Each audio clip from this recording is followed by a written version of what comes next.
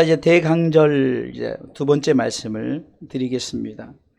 지난주에는 첫 번째 말씀을 통해서 이 땅에 오셨고 또 오심, 현재죠. 또 오실 것에 대한 미래의 재림에 대한 예수님을 그리스도를 볼지어다. 그리고 그분을 영접하라 라는 말씀을 나눴습니다. 그리고 오늘은 두 번째 말씀을 통해서 예수 그리스도의 나심이라는 말씀으로 은혜 나누기를 원합니다. 오늘 본문은 이렇게 시작합니다. 마태복음 1장 18절에 예수 그리스도의 나심은 이러하니라. 이렇게 나심에 대해서 즉 예수 그리스도의 나심이 이렇게 되어졌다라고 성경이 말씀하는 겁니다. 나심이란 말은 탄생, 잉태란 말입니다. 예수 그리스도 나심은 이미 성경에 예언된 일입니다. 예수님이 이 땅에 오심은 700년 전 이사야 시대 때 예언된 것입니다. 물론 아담과 하와 때부터 짐승의 가죽옷을 입히면서 예표된 일이고 아브라함 시대 때 모리아산에서 이삭 대신에 드려짐으로 여호와 이레 예수 그리스도가 이제 대신 드려질 것을 예표했고, 또 이스라엘 백성들이 출애굽을 하고 유월절 어린 양 그 보혈의 피를 문설주에 문지방에 바르면 죽음의 사자가 유월 넘어갔다라는 그 유월절 어린 양의 피로서도 예표됐고, 이스라엘 백성들이 범죄해서 정말로 죽을 수밖에 없는 그 불뱀에 물려서 죽게 된 상황 속에서 모세가 기도했을 때 그렇다면 노뱀을 높이 달고 쳐다보게 하라. 그럼 살 것이다. 쳐다본 즉 살았다는.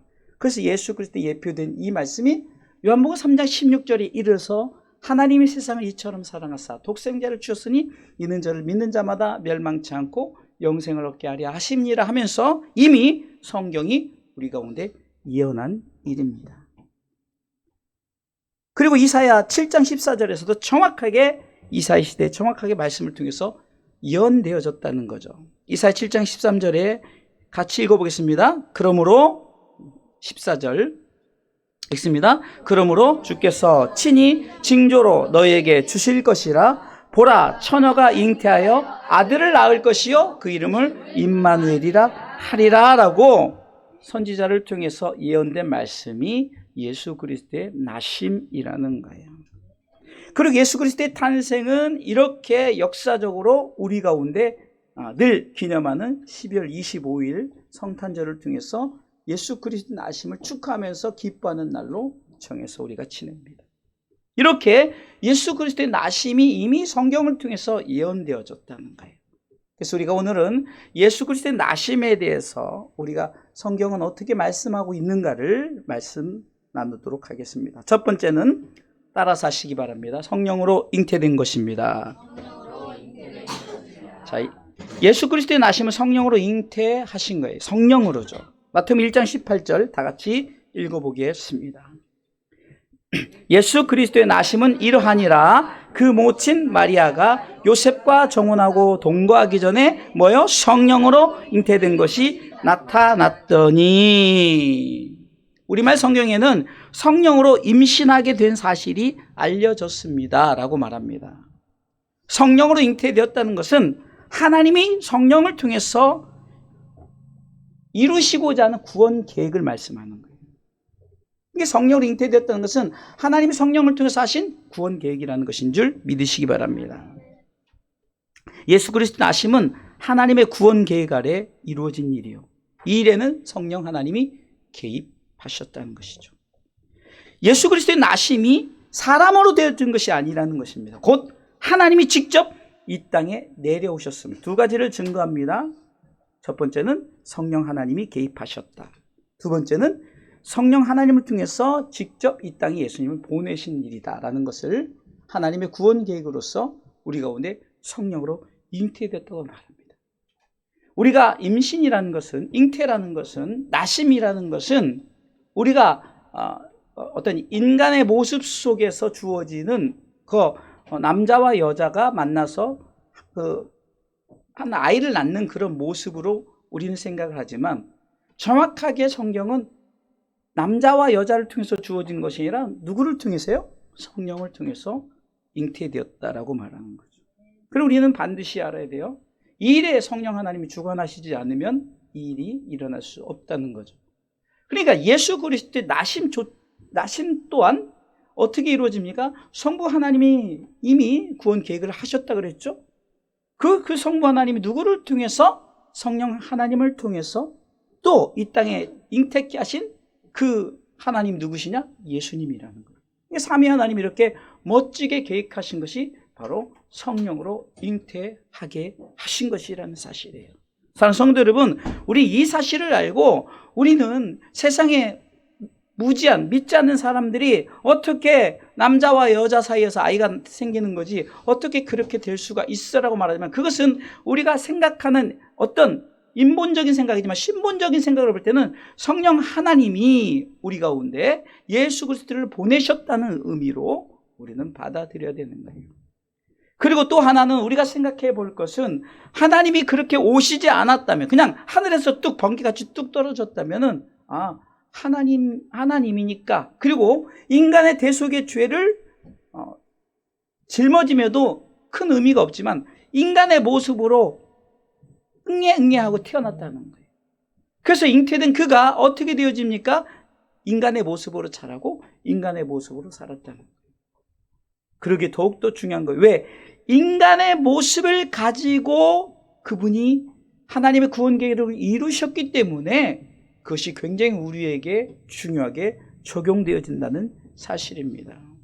하나님으로 그냥 쭉 오셨고 그냥 천사와 대동해서 오셨다면은 우리는 그냥 그분에 대해서 그냥 어떻게 해요? 바라보기만 하고 존중할 수밖에 없지만, 그러나 그렇게 해서 죄의 문제를 해결할 것이 아니라 인간의 모습으로서 인간의 그 모든 형태를 가지고 살아가면서 그 죄를 다 안으셨다는 거예요. 그래서 그분의 구원 계획 속에 성령님께서 철저하게 개입하셨고 성령님을 통해서 이 땅에 오셨다는, 예수 그리스도의 나심이 이렇다는 것을 분명히 알고 우리가 성탄절을 맞이하시기를 주님의 이름으로 축원합니다. 자, 두 번째, 예수 그리스도의 나심은 두 번째는요, 다시 읽어보겠습니다. 죄에서 구원하시고자 오셨다는 것입니다. 할렐루야. 성령으로 잉태된 그분이 이 땅에 오신 목적은 우리를 죄에서 구원하시려고. 21절 말씀 읽어보겠습니다. 같이 읽습니다. 아들을 낳으리니 이름을 예수라 하라. 이는 그가 자기 백성을 뭐요? 저희 죄에서 구원할 자이심이라 하니라.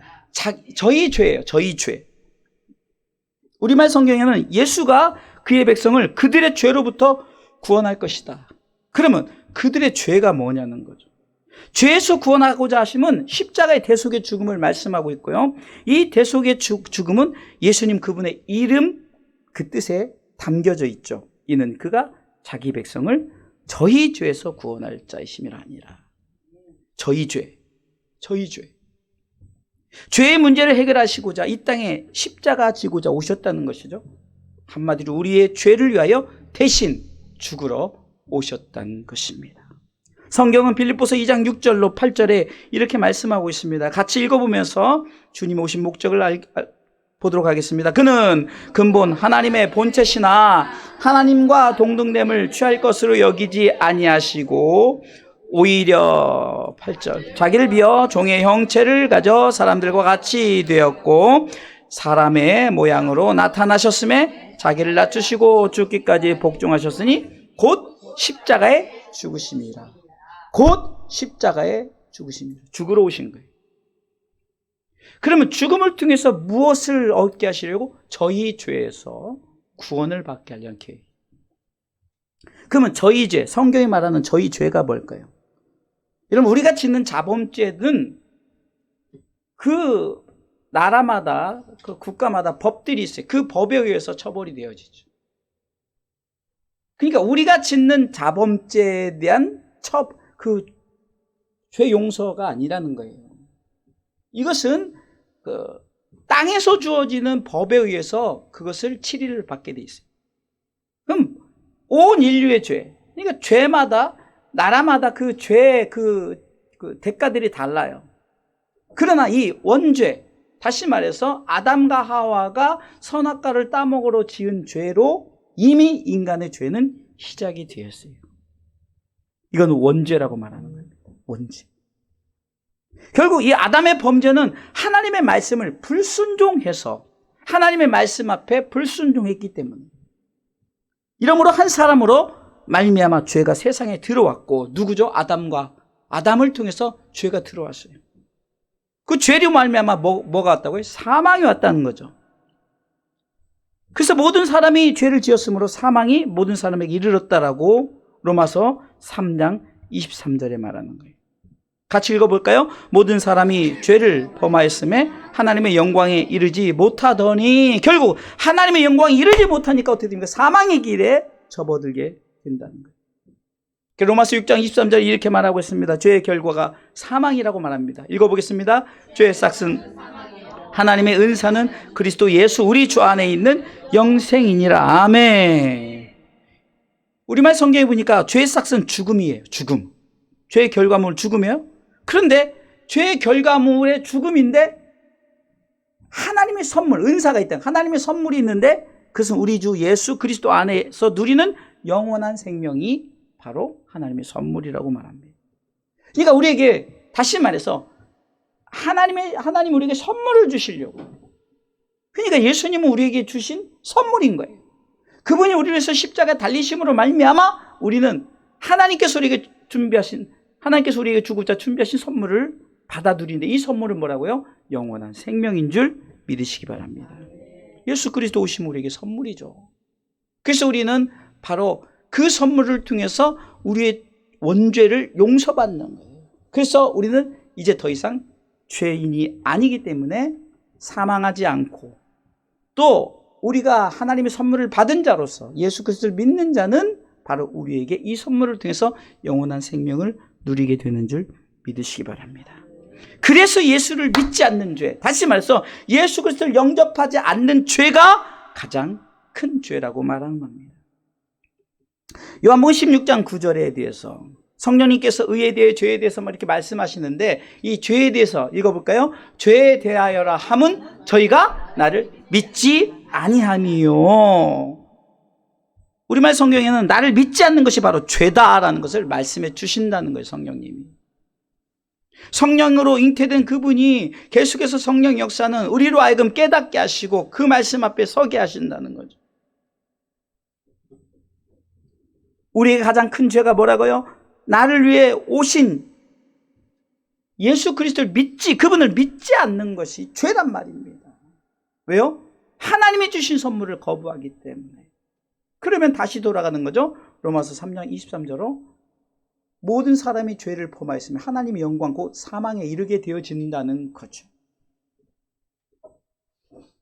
그래 우리는 바로 예수 그리스도 나심을 통해서 무엇을 알아야 됩니까? 바로 우리 가운데 우리의 죄의 문제를 해결하러 오셨다는 것을 아시기 바랍니다.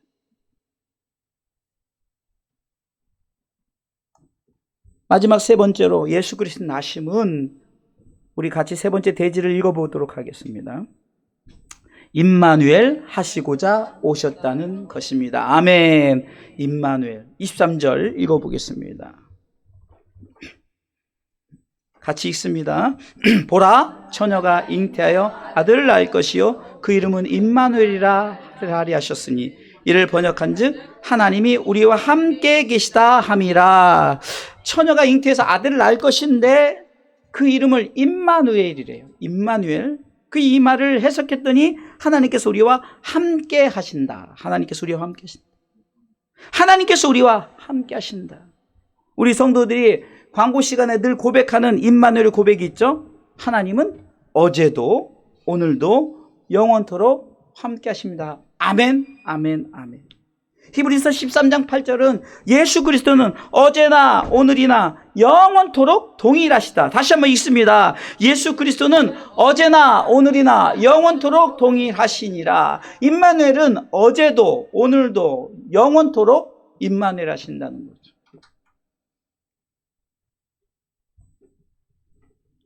임마누엘 한결같음. 임마누엘이라는 것이 한마디로 동행이라는 거죠. 동행. 하나님이 늘 동행하신다. 에녹이 하나님과 300년간 동행했다는 것은 항상 삶 가운데 하나님의 임마누엘의 경험을 했다는 것이죠. 이 임마누엘 동행을 제가 한번 좀 묵상해 봤어요. 그냥 임마누엘? 그러면 그냥 단순한 하나님이 그냥 우리와 늘 동행하시고 우리의 삶 가운데 함께 하시고 이런 동행을 생각해 본 것이 아니라 무엇의 동행인가를 이렇게 대지를 통해서 이렇게 보니까 제가 첫 번째 성령으로 잉태됐다는 거죠. 할렐루야. 두 번째 죄에서 구원하시고자 오셨다는 거죠. 그러니까 제가 이거 대지를 통해서 임마누엘의 깊은 뜻은 죄의 문제 해결에 대한 임마누엘이에요. 자, 다시 한번 여러분 생각해 보세요. 단순히 하나님이 우리와 동행해. 그냥 그 동행은 근본적인 문제가 뭡니까? 이 죄의 문제 해결 아니겠습니까? 저는 성령님께서 하시는 일 중에 하나가 천국 가는 그날까지 항상 우리가 주님이 성령 하나님이 우리를 통해서 이 죄의 문제 가운데 깨닫게 하시고 돌아보게 하시고 인지하게 하신다는 거예요. 이것이 가장 중요하기 때문에 만약에 하나님이 우리와 동행하시지 않으면 어떤 일이 벌어질까? 다시 말해서 우리 죄의 문제 가운데 하나님께서 늘 동행하시지 않으면, 그러니까 죄의 문제예요. 어떤 삶의 동행이라고 내려놓읍시다. 이게 죄의 문제에 대한 동행이에요. 이 죄 문제가 얼마나 중요하냐면 끝까지 믿음 지켜서 이 죄 문제에 대한 확신을 갖고 나아가야 돼요. 하나님 우리와 함께 하신다는 건 이 죄의 문제를 해결하시려고 이 땅에 예수 그리스도를 보내시고 성령님이 개입하셔서 우리가 이 죄의 문제를 해결하시기 위해 오셨는데, 예수 그리스도 오심이 헛되지 않으려면 계속적인 어제도 오늘도 영원토록 이 죄의 문제에 동행하심에 대한, 이 죄 문제 해결하심의 동행에 대한 이 문제를 반드시 우리가 알고 있어야 됩니다. 곧 임마누엘이라는 것은 곧 영원한 죄의 문제 해결을 약속하신 것이다란 말입니다. 그냥 단순히 우리와 함께 계시다, 부모가 함께 계시듯 뭐 가족이 함께 있듯 이런 함께된 그런 개념이라 죄의 문제 해결을 약속하신, 어제도 과거의 모든 죄도 현재의 죄도 이 모든 것이 원죄라는 것, 이것을 끝까지, 그러면 과거나 현재나 미래를 볼 때 우리가 끝까지 붙들어야 될 것은 이 죄의 문제가 해결되지 않으면 결국은 사망하니까. 나 예수 믿으니까 지금 예수 믿어도 언제 마음이 바뀔 줄 몰라. 그래서 성령님은 동행하시는 거예요. 임마누엘. 왜? 이 죄의 문제만큼 확실하게 붙들어라 네가. 왜? 내가 이것 때문에 하나님이 내 아들 독생자 예수를 보냈지. 성령님이 내가 잉태했지. 여러분, 정말 우리가 의인화적으로 한번 삼위 하나님의 마음을 생각해 보세요. 예수님이 내가 이 땅에 인간의 모습으로 내가 왔지. 이것을 한번 하나님의 그 사람의 모습의 어떤 그런 상상을 통해서 생각해 본다면, 삼위 하나님께서 이렇게 역사하시는 부분이 뭐 때문이겠냐는 거예요. 잘 먹고 잘 살려고? 그냥 동행해서 그냥 30평 아파트에 60평 되고 10억의 사람이 100억이 되고 이 나라가 막 부흥이 막 잘 돼서 막 정말로 막 미국보다 더 잘 사는 나라? 그래서 동행? 이 동행은 땅의 동행이죠. 진정한 임마누엘은 그것이 아니라는 거예요. 저는 지금까지 신앙생활하면서 임마누엘이라는 부분을 땅의 것으로만 여러분들에게 말씀을 드렸잖아요. 그런데 대강절을 통해서 말씀을 준비하는데 그것이 땅의 것이 아니구나. 하늘의 것에 대한 이 죄에 대한 용서를 끝까지 붙들지 않으면 우리는 나중에 마음이 변해서 배교행위, 우리도 모르게 어떤 문제가 있어. 내 가족이 속속해서 나 예수 안 믿어. 동네 갑순이가 나를 힘들게 해서 나 예수 안 믿어. 이러지 말라는 거예요.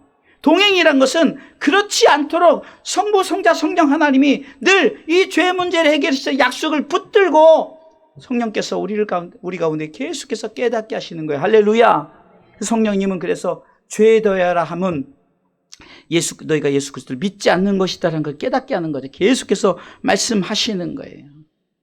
아까도 읽었던 요한복음 16장 9절에 죄에 더하라 함은 저희가 나를 믿지 아니하며라고 성령께서 계속해서 이 임마누엘의 약속을 자꾸 우리 가운데 주입시켜 준다는 거예요. 저는 이 사실을 통해서 그래서 임마누엘이 이렇게 중요하구나. 우리가 고백하는 과거에도 현재에도 미래에도 영원토록 동일하신 그 임마누엘 하나님의 동일하심, 그것은 이 죄의 문제를 언제나 내가 이 죄의 문제 가운데 해결하시고자 한다는 하나님의 마음. 요한계시록 1장 8절에는 요한을 통해서 계시하는 말씀이 같이 읽습니다. 주 하나님이 가라사대 나는 알파와 오메가라. 이제도 있고 전에도 있었고 장차 올 자요 전능한 자라 하시더라. 하나님의 전능하심이 우리에게 나타난 것은 이 알파, 처음에 예수 믿었던 그 시점, 오메가, 마지막까지 예수 믿는 그 시점. 왜 주님이 알파입니까? 내가 예수 그리스도를 영접한 그때가 알파가 될 수 있고요. 오메가는 내가 끝까지 예수 그리스도 믿는 믿음을 지킬 때, 주님은 이렇게 알파와 오메가, 처음과 마지막, 끝 마지막까지 우리를 붙드시는 임마누엘의 하나님이신 줄 믿으시기 바랍니다. 우리의 삶 가운데 임마누엘 하시기도 하지만 근본적인 죄의 문제 가운데 어제도 오늘도 영원토록 함께 하시는 예수님, 그분이 이 땅에 오셨음이 우리 가운데 얼마나 감사합니다. 우리 이제 새롭게 주님을 맞이해야 됩니다. 기쁘다 구주 오셨네. 세상 사람처럼 그냥 먹고 마시고 취하고의 그런 오심이 아니라, 성령을 통해서 우리 가운데 직접 역사하시고자, 우리의 죄 문제를 해결하시고자 이 죄 문제에 대한 임마누엘 끝까지 책임지시는 이 예수 그리스도 오심의 이런 의미를 생각해 보면서 우리가 믿음으로 세워져 나가시기를 주님의 이름으로 축원합니다. 자, 결론적으로 말씀을 드리겠습니다. 예수 그리스도 나심은 첫 번째는 성령으로 잉태하신 것입니다. 이 말은 하나님이 직접 오셨다는 것이죠. 성령님이 개입하셔서. 두 번째, 죄에서 구원하시고자 오셨다는 것입니다. 읽어보겠습니다. 원죄의 문제를 해결하시고자 오셨다는 것입니다. 원죄의 문제를 해결하려. 세 번째, 임마누엘 하시고자 오셨다는 것입니다. 죄의 문제 가운데 어제도 오늘도 영원토록 임마누엘 하시고자 오셨다는 것입니다. 아멘. 특별히 이번 대강절 기간을 통해서 우리의 삶에 우리는 늘 이렇게 고백해야 됩니다. 하나님이신 그분이 이 땅에 성령으로 오셨음에 감사합니다. 우리의 죄의 문제를 해결하시고자 오셨음에 감사합니다. 죄의 문제에서, 이 문제에서 임마누엘, 과거, 현재, 미래, 과거는 책임지셨고 현재도 책임지시고 앞으로도 책임지실 것에, 죄의 문제에서 확실하게 책임질 것이 되는 임마누엘로 오셨으면 우리는 감사. 이 세 가지 감사를 우리 다 같이 고백하도록 하겠습니다. 읽습니다. 하나님이신 그분이 이 땅에 성령으로 오셨음에 감사합니다.